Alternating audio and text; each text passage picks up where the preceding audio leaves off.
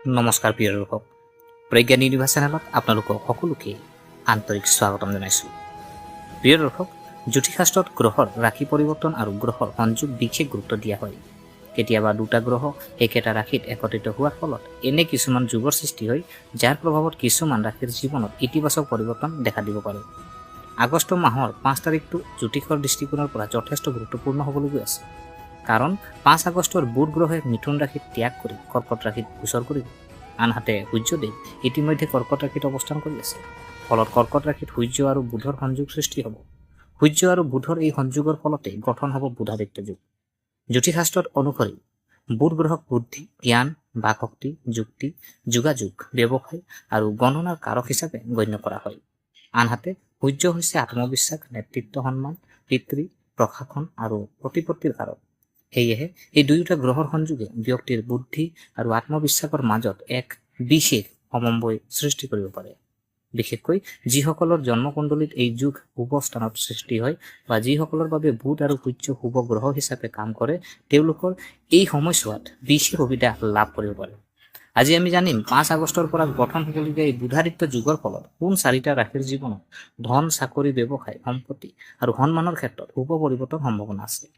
গতিকে ভিডিঅ'টো শেষলৈকে নিশ্চয় চাব, কাৰণ শেষৰ ৰাশিটোৰ বাবেও এই যুগ কৰ্মক্ষেত্ৰৰ দিশৰ পৰা যথেষ্ট গুৰুত্বপূৰ্ণ বুলি ধৰা হৈছে।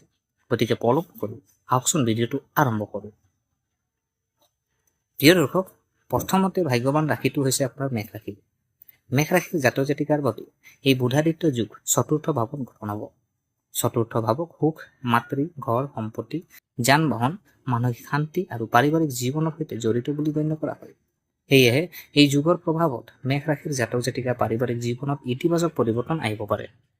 যিসকলৰ পৰিয়ালত কিছুদিন ধৰি ভুল বুজাবুজি বা মানসিক অশান্তি চলি আছে, তেওঁলোকৰ মাজত পুনৰ বুজাবুজি আৰু শান্তিৰ পৰিৱেশ সৃষ্টি হোৱাৰ সম্ভাৱনা আছে। মাতৃৰ পৰা সহযোগিতা আৰু আশীৰ্বাদ লাভ কৰিব পাৰে। পিতৃ মাতৃৰ সহায়ত কোনো গুৰুত্বপূৰ্ণ কাম সম্পূৰ্ণ কৰাৰ সুযোগো আহিব পাৰে। সম্পত্তিৰ ক্ষেত্ৰতো এই সময়ছোৱা গুৰুত্বপূৰ্ণ হ'ব পাৰে। মাটি, ঘৰ বা সম্পত্তি ক্ৰয় কৰাৰ পৰিকল্পনা কৰি থকা জাতক জাতিকাসকলে নতুন সুযোগ লাভ কৰিব পাৰে। কোনো পুৰণি সম্পত্তিৰ সমস্যা থাকিলে এই সমস্যাৰ সমাধানৰ পথো ওলাব পাৰে। যিসকল জাতক জাতিকা নতুন ঘৰ বা নিৰ্মাণ কৰাৰ কথা ভাবি আছে, তেওঁলোকে নিজৰ পৰিকল্পনা আগুৱাই দিব পাৰে। ইয়াৰ উপৰিও কিছুমান মেষ ৰাশিৰ জাতক জাতিকাৰ বাহন ক্ৰয় কৰাৰ যুগ সৃষ্টি হ'ব পাৰে। কৰ্মক্ষেত্ৰতো পৰিস্থিতি ক্ৰমান্বয়ে উন্নত হ'ব পাৰে। আপোনাৰ কামৰ প্ৰতি ঊৰ্ধ্বতন বিষয়াসকলৰ দৃষ্টি আকৰ্ষিত হ'ব পাৰে আৰু নতুন দায়িত্ব লাভ কৰাৰ সম্ভাৱনা থাকিব। ব্যৱসায়ীসকলে নিজৰ ব্যৱসায়ত নতুন পৰিকল্পনা গ্ৰহণ কৰি লাভৰ পথ মুকলি কৰিব পাৰে। আৰ্থিক দিশৰ পৰাও চালে আয়ৰ উৎস বৃদ্ধি কৰাৰ সুযোগ আহিব পাৰে। অৱশ্যে ডাঙৰ বিনিয়োগ কৰাৰ আগতে সকলো দিশ ভালদৰে পৰীক্ষা কৰাটো প্ৰয়োজন। মুঠতে মেষ ৰাশিৰ বাবে এই বুধাদিত্য যুগ ঘৰ, সংসাৰ, সম্পত্তি, যান বাহন, কৰ্মক্ষেত্ৰ আৰু আৰ্থিক দিশত ইতিবাচক ফলৰ সম্ভাৱনা সৃষ্টি কৰিব পাৰে। প্ৰিয় দৰ্শক, এতিয়া জানো আহক দ্বিতীয় ভাগ্যৱান ৰাশিটো হ'ল মিথুন ৰাশি। মিথুন ৰাশিৰ অধিপতি হৈছে বুধ। সেয়েহে বুধৰ এই ৰাশি পৰিৱৰ্তন মিথুন ৰাশিৰ জাতক জাতিকাৰ বাবেও বিশেষ গুৰুত্বপূৰ্ণ। দেখা গৈছে আপোনাৰ দ্বিতীয় ভাৱত বুধাদিত্য যুগ গঠন হ'ব। দ্বিতীয় ভাৱ ধন, সঞ্চয়, পৰিয়াল, কথা বতৰা যি শক্তি আৰু আৰ্থিক স্থিৰতাৰ সৈতে জড়িত। এই কাৰণেই বুধাদিত্য যুগৰ প্ৰভাৱত মিথুন ৰাশি জাতক জাতিকাৰ আৰ্থিক দিশ শক্তিশালী হোৱাৰ সম্ভাৱনা আছে। যিসকল জাতক জাতিকাই চাকৰি কৰে, তেওঁলোকে নিজৰ কামৰ জৰিয়তে আৰ্থিক লাভৰ নতুন সুযোগ লাভ কৰিব পাৰে। পদোন্নতি, নতুন দায়িত্ব বা দৰমহা বৃদ্ধিৰ দৰে বিষয়ত শুভ সংবাদ লাভ কৰাৰ সম্ভাৱনা থাকিব পাৰে। ব্যৱসায়ীসকলৰ বাবে সময়টো আৰু অধিক গুৰুত্বপূৰ্ণ হ'ব পাৰে। কোনো ডাঙৰ গ্ৰাহক, নতুন ব্যৱসায়িক চুক্তি অথবা লাভজনক প্ৰস্তাৱ লাভ কৰাৰ সম্ভাৱনা আছে।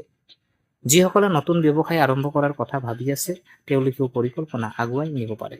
এই সময়ছোৱাত আপোনাৰ কথা কোৱাৰ ধৰণ আৰু বুদ্ধিমত্তা আপোনাৰ বাবে বিশেষ শক্তি হৈ উঠিব পাৰে।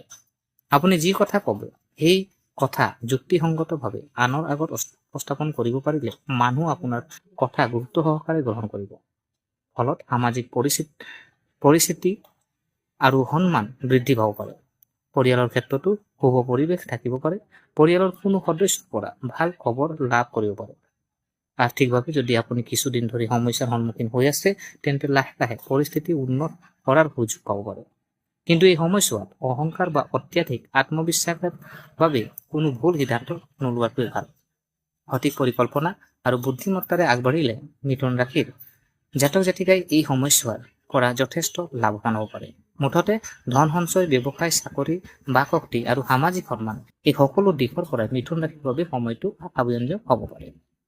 প্ৰিয় দৰ্শক, এতিয়া জানো আহক যে তৃতীয় যি ভাগ্যৱান ৰাশি, তৃতীয় ভাগ্যৱান ৰাশিটো হ'ল আপোনাৰ কৰ্কট ৰাশি। কৰ্কট ৰাশিৰ জাতক জাতিকাৰ বাবে এই বুধাদিত্য যুগ বিশেষ গুৰুত্বপূৰ্ণ, কাৰণ সূৰ্য আৰু বুধ দুয়োটাই গ্ৰহেই আপোনাৰ প্ৰথম ভাৱ অৰ্থাৎ লগ্ন ভাৱত একত্ৰিত হ'ব। লগ্ন ভাৱ হৈছে ব্যক্তিত্ব, আত্মবিশ্বাস, মানসিকতা, শৰীৰ জীৱনৰ সামগ্ৰিক দিশ আৰু ব্যক্তিগত সিদ্ধান্তৰ সৈতে জড়িত। সেয়েহে এই যুগৰ প্ৰভাৱত কৰ্কট ৰাশিৰ জাতক জাতিকাৰ ব্যক্তিত্ব যথেষ্ট ইতিবাচক পৰিৱৰ্তন দেখা দিব পাৰে। আপোনাৰ আত্মবিশ্বাস বৃদ্ধি পাব পাৰে আৰু আগতে যিবোৰ কাম কৰিবলৈ দ্বিধাবোধ কৰিছিল সেই কামবোৰ কৰাৰ সাহস লাভ কৰিব পাৰে। নিজৰ সিদ্ধান্ত নিজে লোৱাৰ ক্ষমতা বৃদ্ধি পাব পাৰে। কৰ্মক্ষেত্ৰত নতুন সুযোগ লাভ কৰাৰ সম্ভাৱনাও আছে। যিসকল লোকে বহুদিন ধৰি চাকৰি বিচাৰি আছে তেওঁলোকে নতুন চাকৰিৰ সুযোগ লাভ কৰিব পাৰে। কোনো জাতকে নিজৰ পচন্দৰ চাকৰি বা মন পচন্দৰ কৰ্মক্ষেত্ৰ লাভ কৰাৰ সুযোগ পাব পাৰে। ইয়াৰ লগতে ব্যৱসায়ীসকলেও নতুন পৰিকল্পনা গ্ৰহণ কৰি ব্যৱসায় আগুৱাই নিব পাৰে। আৰ্থিক ক্ষেত্ৰত নতুন উপাৰ্জনৰ পথ সৃষ্টি হ'ব পাৰে। নিজৰ প্ৰতিভা ব্যৱহাৰ কৰি অতিৰিক্ত উপাৰ্জনৰ সুযোগ বিচাৰি পাব পাৰে। সামাজিক ক্ষেত্ৰতো আপোনাৰ পৰিচিত বৃদ্ধি পাব পাৰে। সমাজৰ কোনো প্ৰতিষ্ঠিত ব্যক্তি, উচ্চপদস্থ বিষয়া অথবা গুৰুত্বপূৰ্ণ ব্যক্তিৰ সৈতে যোগাযোগ স্থাপন হ'ব পাৰে। এই যোগাযোগ ভৱিষ্যতে আপোনাৰ বাবে লাভজনক হৈ উঠিব পাৰে।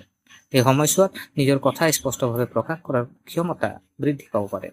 ফলত মানুহে আপোনাৰ মতামতক গুৰুত্ব দিব পাৰে। কিন্তু কৰ্কট ৰাশিৰ জাতক জাতিকাই এটা কথা মনত ৰাখিব, আত্মবিশ্বাস ভাল, কিন্তু অতিমাত্ৰা আত্মবিশ্বাসে যাতে অহংকাৰৰ ৰূপ নলয়। শান্তভাৱে আৰু পৰিকল্পনা কৰি আগবাঢ়িলে এই সময়ছোৱাত আপুনি যথেষ্ট ভাল ফল লাভ কৰিব পাৰে। মুঠতে কৰ্কট ৰাশিৰ বাবে এই বুধাদিত্য যুগে আত্মবিশ্বাস, ব্যক্তিত্ব, চাকৰি, ব্যৱসায়, ধন আৰু সামাজিক সন্মানৰ ক্ষেত্ৰত নতুন সুযোগৰ সৃষ্টি কৰিব পাৰে। প্ৰিয় দৰ্শক, এতিয়া আহোঁ যি চতুৰ্থ ৰাশি, যি আপোনাৰ 4 নম্বৰ ৰাশিৰ যি ভাগ্যৱান ৰাশিটো যদি চাওঁ, 4 নম্বৰ ৰাশিটো হ'ল আপোনাৰ তুলা ৰাশি। যিহেতু মই তুলা ৰাশিৰ আগতো মই তুলা ৰাশি বিশেষকৈ মই কণ্টেণ্ট দিলোঁ, কাৰণ এই যি আপোনাৰ গ্ৰহ সংযোগৰ ওপৰত। তো এতিয়া আহোঁ যে তুলা ৰাশিৰ ওপৰত। এতিয়া আহক তুলা ৰাশিৰ কথা কওঁ। তুলা ৰাশিৰ জাতক জাতিকাৰ বাবে এই বুধাদিত্য যুগ দশম ভাৱত আছে, অৰ্থাৎ কৰ্মভাৱৰ গঠন হ'ব।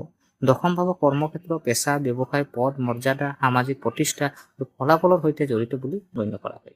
সেয়েহে তুলা ৰাশিৰ জাতক জাতিকাৰ বাবে এই যুগ কৰ্মজীৱনৰ ক্ষেত্ৰত বিশেষ গুৰুত্বপূৰ্ণ হ'ব পাৰে। যিসকল মানুহে চাকৰি কৰে তেওঁলোকৰ কামৰ প্ৰশংসা ঊৰ্ধ্বতন বিষয়াসকলৰ পৰা লাভ কৰাৰ সম্ভাৱনা আছে। আপোনাৰ পৰিশ্ৰম, দক্ষতা আৰু দায়িত্বশীলতাৰ বাবে কৰ্মক্ষেত্ৰত আপোনাৰ সুনাম বৃদ্ধি পাব পাৰে। কোনো জাতকে নতুন দায়িত্ব লাভ কৰিব পাৰে। আনহাতে বহুদিন ধৰি চাকৰি সলনি কৰাৰ কথা চিন্তা কৰি থকা জাতক জাতিকাসকলে নতুন সুযোগ লাভ কৰিব পাৰে।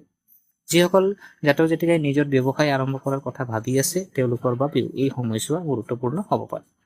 ব্যৱসায়ত নতুন গ্ৰাহক, নতুন অংশীদাৰ বা নতুন চুক্তি লাভ কৰাৰ সম্ভাৱনা আছে। কোনো পুৰণি পৰিকল্পনা যদি বহুদিন ধৰি আগবাঢ়ি যোৱা নাছিল তেন্তে এতিয়া এই পৰিকল্পনাত নতুন ভাৱ আৰম্ভ কৰাৰ সুযোগ আহিব পাৰে। আৰ্থিক দিশতো কৰ্মক্ষেত্ৰত উন্নতিৰ সৈতে আয় বৃদ্ধি হোৱাৰ সম্ভাৱনা থাকিব পাৰে। সমাজত আপোনাৰ পৰিচিত আৰু সন্মান বৃদ্ধি পাব পাৰে। আপোনাৰ কামৰ বাবে আন মানুহেও আপোনাক প্ৰশংসা কৰিব পাৰে। বিশেষকৈ যিসকল জাতক জাতিকাই নিজৰ কেৰিয়াৰ এটা ডাঙৰ পৰিৱৰ্তন আনিবলৈ বিচাৰি আছে তেওঁলোকৰ বাবে এই সময়খিনি গুৰুত্বপূৰ্ণ হ'ব পাৰে। আপোনাৰ সপোন পূৰণ কৰিবলৈ এতিয়া পৰিশ্ৰমৰ সৈতে সঠিক পৰিকল্পনাও প্ৰয়োজন হ'ব। তুলা ৰাশিৰ জাতক জাতিকাই যদি এই সময়ছোৱাত সুযোগ সঠিকভাৱে ব্যৱহাৰ কৰিব পাৰে তেন্তে আগন্তুক সময়ত তাৰ সুফল লাভ কৰাৰ সম্ভাৱনা আছে।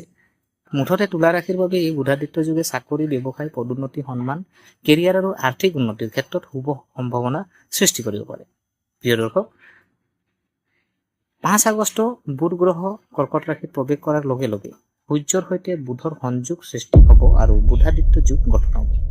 এই যুগৰ প্ৰভাৱত বিশেষকৈ মেষ ৰাশি ঘৰ সম্পত্তি আৰু পাৰিবাৰিক সুখৰ ক্ষেত্ৰত লাভ পাব পাৰে। মিথুন ৰাশি হ'ল আপোনাৰ ধন, ব্যৱসায়, চাকৰি আৰু বাক শক্তিৰ ক্ষেত্ৰত উন্নতি লাভ কৰিব পাৰে। কৰ্কট ৰাশি আত্মবিশ্বাস, ব্যক্তিত্ব, চাকৰি আৰু সামাজিক সন্মানৰ ক্ষেত্ৰত সুযোগ পাব পাৰে। আৰু তুলা ৰাশি কৰ্মক্ষেত্ৰ, ব্যৱসায়, পদ, মৰ্যাদা আৰু কেৰিয়াৰৰ ক্ষেত্ৰত বিশেষ সুবিধা লাভ কৰিব পাৰে। অৱশ্যে মনত ৰাখিব, ৰাশিফল হৈছে সাধাৰণ জ্যোতিষীয় বিশ্লেষণ। ব্যক্তিগত জীৱনত কোনো যুগে কিমান ফল দিব সেয়া ব্যক্তিজনৰ জন্মকুণ্ডলী, গ্ৰহৰ অৱস্থান, দশা মহাদশা আৰু অন্যান্য জ্যোতিষীয় কাৰকৰ ওপৰতো নিৰ্ভৰ কৰে। সেয়েহে এই ফলাফল সম্ভাৱনা হিচাপে গ্ৰহণ কৰক আৰু নিজৰ পৰিশ্ৰম, বুদ্ধি আৰু সঠিক সিদ্ধান্তৰ ওপৰত সদায় গুৰুত্ব দিয়ক। আপোনাৰ ৰাশি যদি মেষ, মিথুন, কৰ্কট অথবা তুলা হয় তেন্তে কমেণ্ট বক্সত নিজৰ ৰাশিটো লিখি জনাব আৰু যে হনুমান আপোনালোকে কমেণ্ট কৰিব। আৰু আপোনাৰ মতে এই 4টা ৰাশিৰ ভিতৰত কোন ৰাশিয়ে বুধাদিত্য যুগৰ পৰা আটাইতকৈ বেছি লাভ পাব কমেণ্টত নিশ্চয় জনাব। প্ৰিয় দৰ্শক, গতিকে ভিডিঅ'টো ভাল লাগিলে এটা লাইক কৰিব, আপোনাৰ পৰিয়াল আৰু বন্ধুবৰ্গৰ সৈতে শ্বেয়াৰ কৰিব আৰু এনেধৰণৰ জ্যোতিষ, ৰাশিফল আৰু গ্ৰহ নক্ষত্ৰৰ গুৰুত্বপূৰ্ণ তথ্য পাবলৈ আমাৰ যি প্ৰজ্ঞান ইউনিভাৰ্ছ চেনেলটো ছাবস্ক্ৰাইব কৰি কাষৰ বেল আইকনটো অন কৰি ৰাখিব। পুনৰ এটা নতুন ভিডিঅ' লৈ, নতুন এটা জ্যোতিষীয় বিশ্লেষণ লৈ আপোনালোকৰ মাজলৈ আহিম। সকলোৰে জীৱন সুখ, শান্তি, সমৃদ্ধি আৰু সফলতাৰে ভৰিব। জয় হনুমান। ধন্যবাদ।